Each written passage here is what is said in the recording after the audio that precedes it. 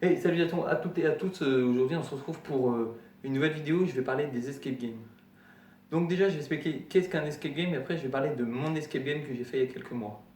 Donc, un escape game, pour ceux qui ne savent pas ce que c'est, vous êtes enfermé dans une pièce avec vos amis, la famille ou qui vous voulez. Après, ça vous regarde.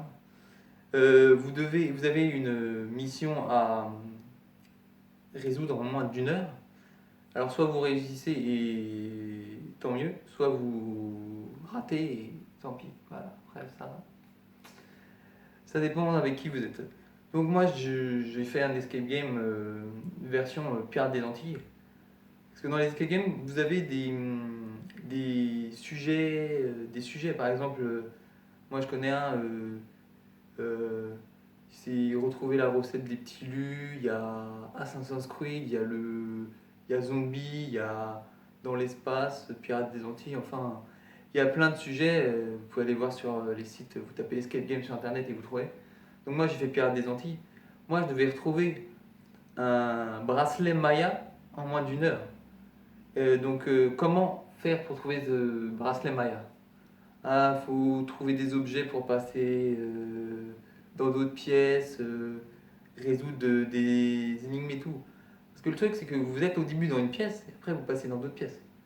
Moi, au début, j'étais dans la cale du bateau, après j'étais sur le pont, après j'étais dans la cabine du capitaine, et après j'étais sur une plage. Je sais plus le nom de la plage, parce que bon, c'était mon premier escape game et on s'est vraiment bien amusé. Ce qui, moi, j'ai fait un escape game spécial parce que normalement, il y a un maître du jeu qui, normalement, vous regarde par une caméra qui est placée dans la salle pour vous aider si vous galérez un peu trop.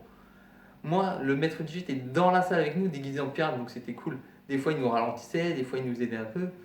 C'était cool. Et franchement, si vous aimez fouiller, résoudre des énigmes et réfléchir, faites un escape game.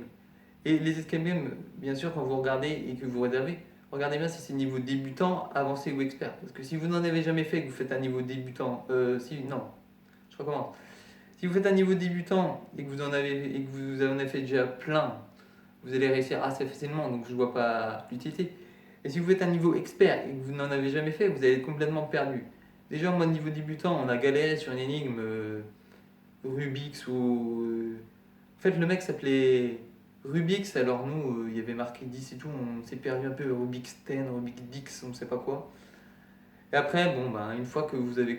Moi, j'ai bien aimé fouiller en tout cas. Les énigmes, je suis pas trop fort, mais j'ai bien aimé fouiller. Mais on s'est super bien amusé.